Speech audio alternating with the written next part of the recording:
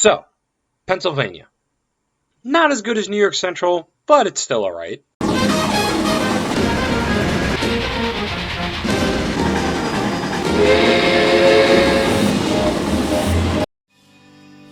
Well, we're finally back. This time talking about New York Central's main rival, the Pennsylvania Railroad. If you don't remember, here's how the tiers are set up. S tier, my favorites. A tier, really good, almost S tier. B tier, good. C tier, alright, not interesting enough. D tier, don't care. E tier, don't like. F tier, cursed. As I said before, these are just my opinions. You don't have to agree with me, but respect mine and I'll respect yours. Also, this list doesn't cover every single Pennsy steam engine, but I did put a good chunk of them in here. Anyways, let's get to it.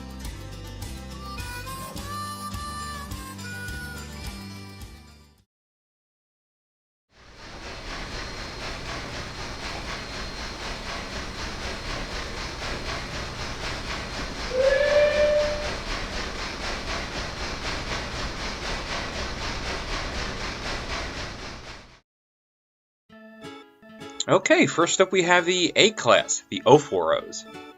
If you've watched my previous tier list, you might remember I didn't really care for switcher classes.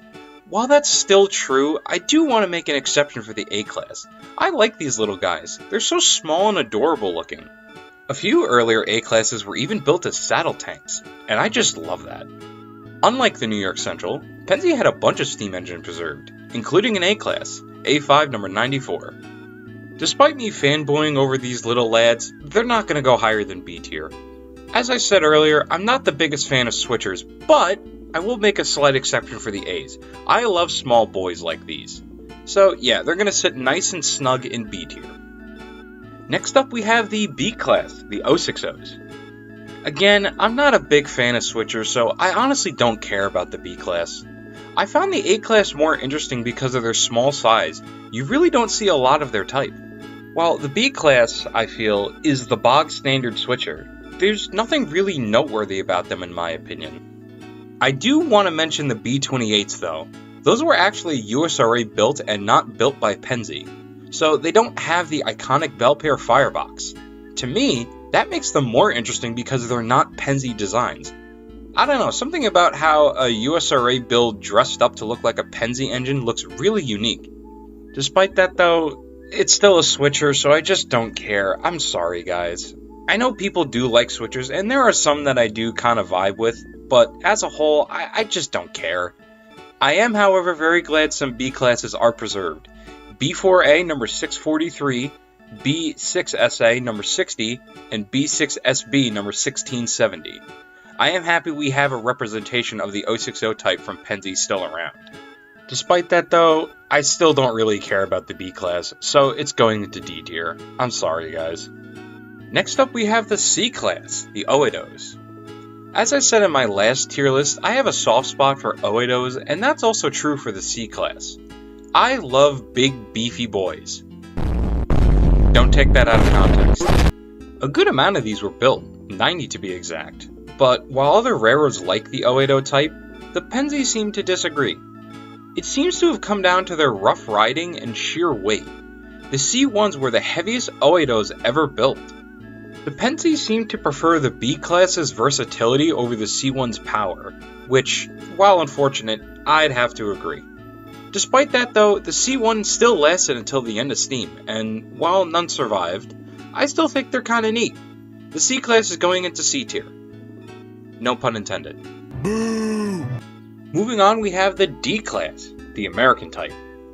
I really don't have much to say here. The American types were alright, nothing too noteworthy in my opinion. What I do want to say is, holy crap Pennsy, why are there so many different types?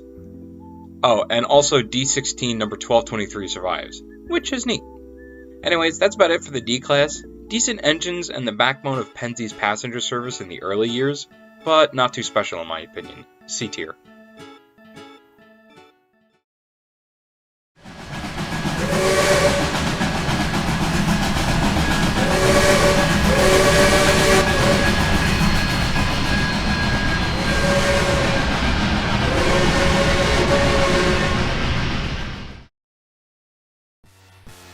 Next up we have the E-Class, the Atlantics. I actually really like these engines. Atlantics usually aren't something I'm all too interested in, but Penzies are a different story. Typically we associate the Penzi Atlantics with the iconic E6s, but the earlier members are also just as good in my opinion. They don't look as chunky as the E6s, but I think that works in their favor. They look well proportioned and a lot sleeker. But I love extra thick steam engines, so the E6s are my personal favorites. The E6s were among the most powerful Atlantics ever built, second only to the iconic streamlined A-Class from Milwaukee Road. By the time the K4s came in, the E6s still had a place in commuter service, most notably in New Jersey. The E6's biggest claim to fame though is number 460's Lindbergh run, beating out aircraft and transporting film of Charles Lindbergh's return home after his transatlantic flight. Thankfully, number 460 was preserved, as well as E7 number 7002. As I said, the E6 is my favorite, but the E-Class as a whole is just awesome. Definitely deserving of A tier.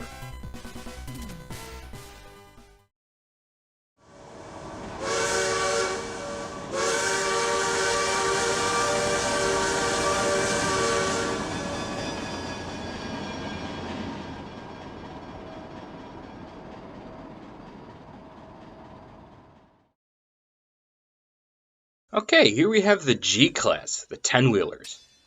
I love 10-wheelers, but Penzies to me are on a whole other level. I have no idea what it is about these engines, but they're just freaking peak. There were other members of the G-Class, but we'll be focusing on the G5s. The G5s were among the largest and most powerful 10-wheelers ever built, and as I've said a few times already, I love big, beefy boys. They were found primarily in commuter service in the Pittsburgh area, but were also seen in Chicago and New Jersey. It's also been said that they did MOW service as well. But that's whatever, right? The G5s were known for something much more than that. And I think I know just the person to talk about it. When you're making a tier list, you have a lot of things to consider. When you're making a tier list about locomotives, you have even more things to consider. Why should the G5 be at S tier?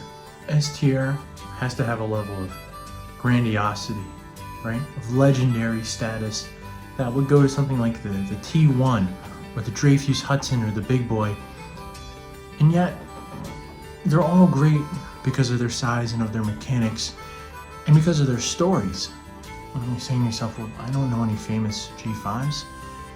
Well, that's the great thing about them.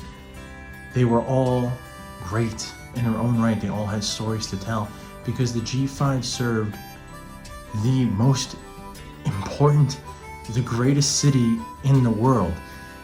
It served New York City. There is no other city that even comes close to New York. And when we think of New York, we think of the subway, but we also have to think about the commuters, right? The commuters that lived in the suburbs that would come to New York, that would make sure that the city ran, that the city would stay alive, that the city would stay great. I mean, really, these are the workhorses of such an important and overlooked railroad.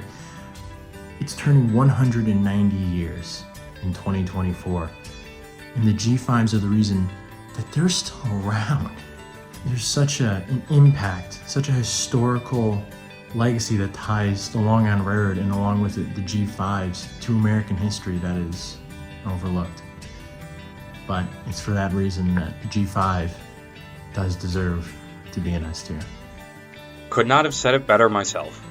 Despite their faults, the G5s are among my favorite Penzi steam engines, whether they are Penzi flavored or Long Island flavored. S tier. Moving on, we have the H-Class, the Connies. Two-wheelers have always been the backbone of any mountain climbing railroad, and judging by over 3,000 Connies, the Penzi certainly made great use of them. The H6s were especially numerous, with just over 1,700 being built. When the H-classes were built, they were the primary freight engines of the Penzi, but with the introduction of the L and I classes, the Connies were downgraded to local trains, yard work, and various other small jobs. Even so, they lasted until the end of steam, and by God, they went down fighting. I also want to note that on the Long Island Railroad, these were the main freight locomotives until diesels came. Thankfully, a few examples of the H-Class exist. H3 number 1187, H6 number 2846, and H10 number 7688. Overall, the Connies are wonderful engines, a solid B tier.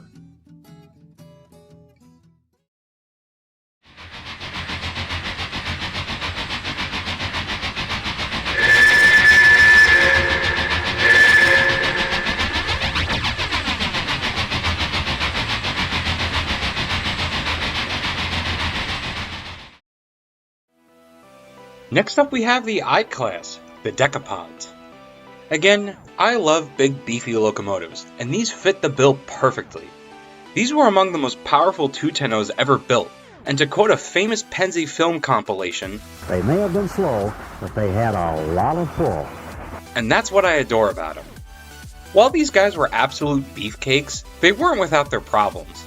The biggest flaw was rough riding. Lacking a trailing truck under the cab made them shake violently at higher speeds, and crews despised that.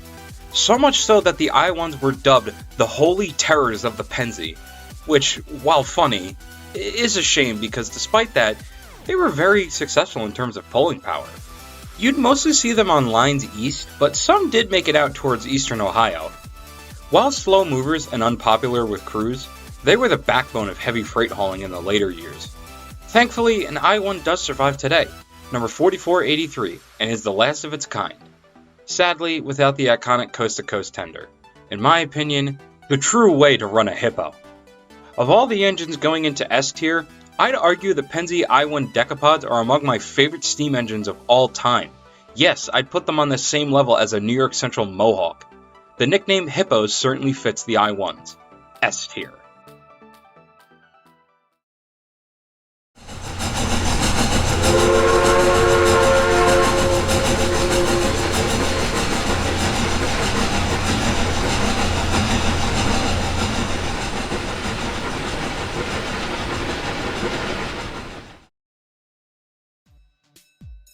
Next up is the J class, the Texas type. This might ruffle some jimmies, but I actually prefer the I-1s over the Js. But that's not to say I don't like the Js, God no. For people who don't know, the J class was built out of the need for more motive power during World War II. But due to wartime restrictions, the Penzi was not able to build a completely new locomotive. Instead, they had to borrow a design from another railroad. Two designs were tested, a C&O T1 210-4 and an NW A-Class 2664. The Penzi ultimately ended up going with the C&O T1, and thus spawned the legendary War Babies. Known for their work on the mainline and in the flats of Ohio, these lads proved their worth as rugged and powerful haulers. What's also funny is during the mid-50s, there was a surge in traffic around Ohio and the Penzi didn't have enough J1s to compensate, so they leased a handful of Texas types from the Santa Fe. It's honestly really cool seeing two different Texas types working together. Sadly, none of the J1s were saved, a real shame as it's the locomotive synonymous with the Penzi during World War II. Overall, the J1s are still icons of the Penzi and beloved by many, including me, A tier. Now, if you've been keeping track, you might know what's coming next.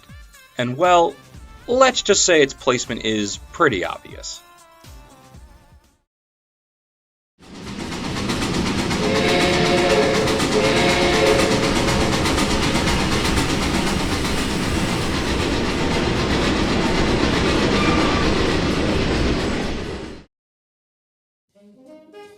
The K class. I'm not going to dwell on these guys for too long because it's pretty obvious where they're going to go.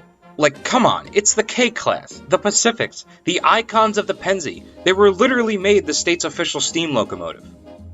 I think the fact that Sir Nigel Gresley took elements of the K4 to develop the famous LIRR A1 class, aka Flying Scotsman, says a lot about the K4. Over 400 were built and operated system-wide, but oddly enough, by the 1930s, they were considered underpowered. This led to the iconic videos and photos of K4's double heading and even triple heading sometimes. Even so, they lasted until the end, and thankfully, two survive into preservation. Number 1361 and number 3750, with 1361 actually in the process of being restored to operation, albeit very slowly. While not my favorite Penzi engine, I still love the Ks as much as the next guy, certainly deserving of its legendary status, S tier. Before we move on, I want to talk about the streamlined K4s. I think these deserve their own spots on the list. I do like the streamlined K4s, but they don't appeal to me as much as the regular ones. But I will say 3768's original streamlining by Raymond Loewy is really good. It's a lot more sleek than the later streamlined K4s, which are more bulbous and square looking. That's not to say I don't like their later ones though, they're still alright, but 3768's original streamlining is much better in my opinion. So 3768 is going to go into A tier, while the later streamlined K4s are going to go in C tier.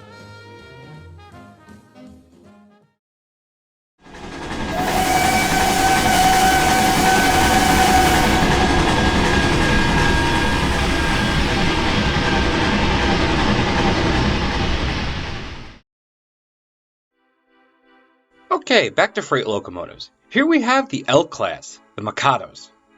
The Miks are pretty good locomotives, I'd say. Interesting thing about these actually, the L1s use the boiler, firebox, cab, and trailing truck of the K4. So the Pennsy pretty much kit bashed an entirely new locomotive out of a K4, which I think is pretty neat. I also want to mention the L2s real quick.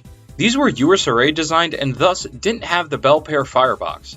I praise the B28s for being somewhat interesting due to lacking the bell pair firebox, but it just doesn't look right on the L2s. Anyways, these were the primary freight haulers for only a few years until the creation of the I-Class decapods, and later the M-Class mountains. Even so, they were still used until the end of steam. Some L1s were even sold to other railroads. I think they look best in Lehigh and New England personally. Thankfully, an L1 survives, number 520, which, by the way, was involved in a boiler explosion. Oof. Overall, the Mikados are solid engines, a nice comfy spot in B tier.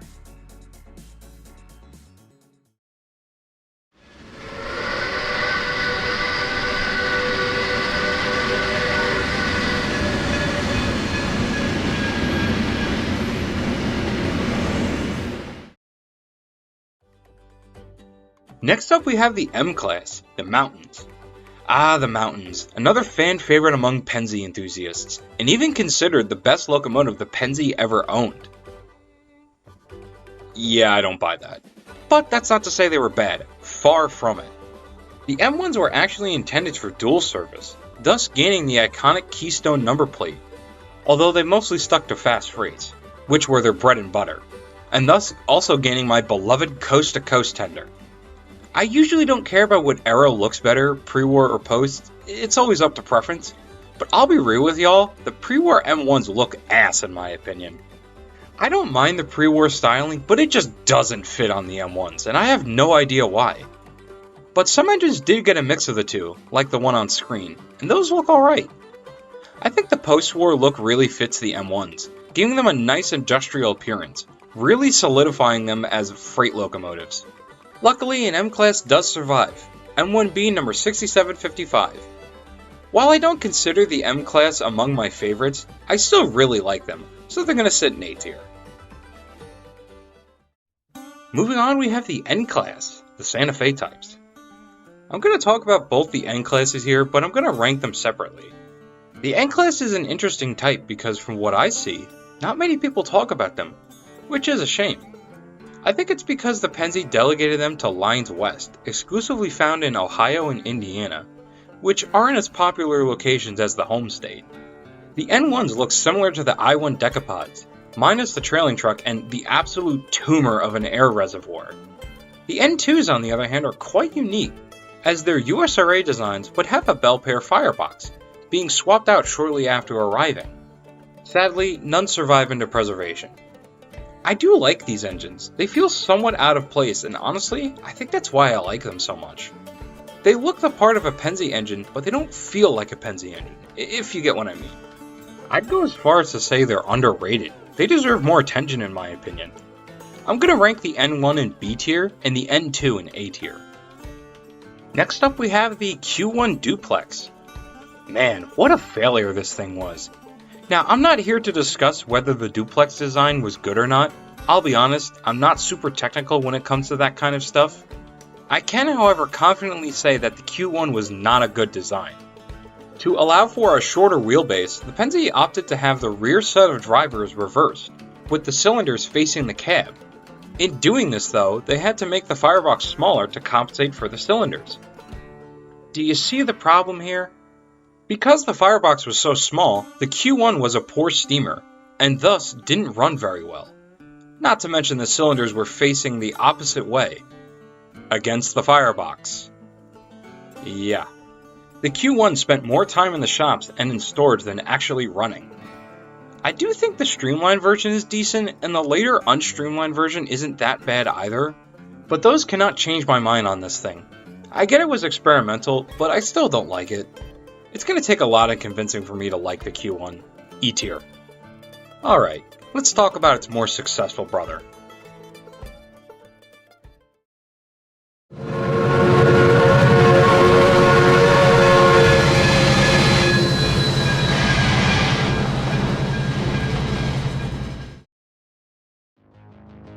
The Q2. This, I think, was the duplex design done right. Again, I'm not super technical, but I know the basics. A major problem with duplex engines was the improper weight distribution, causing the infamous wheel slipping that duplexes are known for. But from all that I've seen, the weight was distributed decently well, and there were anti-slip mechanisms built for the Q2s, which seemed to work. Not many Q2s were built, only 26 of them, but man, were they something else. I think my favorite thing about these was their sheer power. Oh. In 1944, but they weren't without their problems. They were infamous for scarfing down just so much coal and water, and later developing boiler leaks. These issues made them financial nightmares for maintenance. Another problem was, while very powerful, they couldn't reach their full potential due to Penze's freight speed restrictions, making them on par with a typical J1. The cost didn't justify the means in the Penze's eyes, and because of that, they were all sadly cut up by early 1952. But despite their faults, I still love these engines to death. To me, the Q2s represented the peak in Penze's innovation and, while not perfect, did the job well. And their sheer power alone makes me adore these things. But I also love their semi-sleek design for a freight locomotive. It's not my definitive favorite Penze engine, but it sits atop the greats in my opinion. A worthy spot in S tier for the titans of the Broadway. Next up is the S1 Duplex, also known as the Big Engine. Yeah, that nickname certainly fits. It's considered among the largest locomotives ever built. This thing was long, like really long, a little over 140 feet actually. So long in fact that it only operated on one section between Chicago and Crestline, Ohio. You want to take this thing over Horseshoe Curve? Yeah, good luck with that. Despite that though, the S1 did actually function fairly well, and was also certainly a looker, being designed by Raymond Loewy. Something to note about the S1 was the potential record holder for the world's fastest steam locomotive, which, to this day, is still held by LIRR number 4468, aka Mallard. However, this is all hearsay and not 100% confirmed, but the S1 was certainly fast, topping over 100 miles per hour on various occasions. Unfortunately, the S1 was not saved for preservation, being cut up in 1949. Big oof. While I like the S1, it's not my favorite duplex type. Sure, it looks nice and was well liked by crews, but I don't know, it's just not as appealing to me as the others. Still though, a good streamliner in my opinion. B tier. Well, we're almost at the end, and I think I've saved the best for last.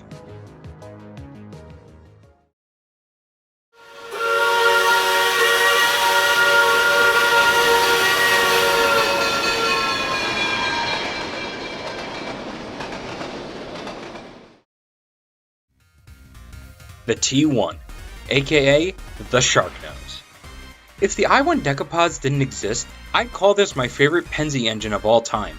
Hell, like the I-1s, I'd throw them up there with some of my favorite steam engines, period. But anyways, the T1s are the most famous examples of the duplex design, and for good reason.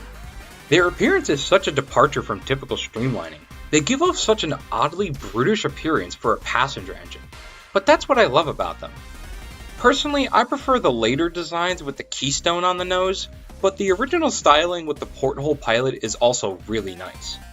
Again though, with most duplex designs, they suffered from wheel slip issues, so their performance wasn't up to par with conventional designs. But despite their issues, they ran fairly well and hauled the Penze's premier trains, like the Red Arrow, the Admiral, and of course the flagship Broadway Limited. Once diesels came in though, they displaced many steam engines, including the T1s, which by that point were dedicated to secondary passenger trains. They did have a place in hauling heavy mail trains though. Tragically, none of the T1s were saved, all were gone by 1956. Luckily, a group known as the T1 Trust is hard at work constructing a brand new T1 from the ground up. So hopefully, one day we can see if the T1s were truly diamonds in the rough or doomed to fail. Either way, I adore the T1s, and I love them dearly. Their striking appearance and unique wheel arrangement just makes them super interesting to me. 100% deserving of S tier. Alright, that covers the main list. We've got a few extras that I'll talk about briefly, so it's time for a lightning round. The F-Class Moguls. Yeah, Penze had Moguls. Honestly, these little guys are underrated. That being said though, I still don't care about them. Sorry. D tier. The S2 Turbine. Everyone foams over this thing with how cool it looks. I'm not one of them. It's whatever. D tier. The CC1s. Penze had a few articulateds, but they were mostly hump service engines. They're alright. C tier. The HC1. This was an actual Mallet designed for road service, but it wasn't too successful and only one was built. C tier. The HH1s. These are ex-NNW Y3s, and Penze had 6 of them. They look really funky with the Penze keystone, but they're kinda cool. C tier. The K5. An unsuccessful attempt to replace the K4s with only 2 built. I do kinda like how these look though. It's just a fatter K4. B tier. I think that about does it. Thank you all so much for watching, and a special Jesus! Oh no you don't. You're not done yet. Wait, Penze fan? The heck are you doing here? First of all, you get Empire State Rails to cover the G5s and not... never mind. You missed a few K4s. Well, yeah, I'm not gonna cover every single engine. You will rank the other K4s and that's final, or else I unsubscribe.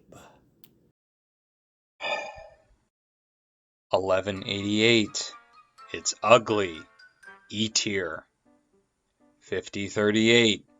The smoke deflectors are too big. It's ugly. E tier. 5399. Okay, I don't care enough about the poppet valve gear, but it does look nice, I'll admit. C tier. 3847. It's just a K4 with poppet valve gear. I don't care. D tier. 5484. Wait. What the f are those?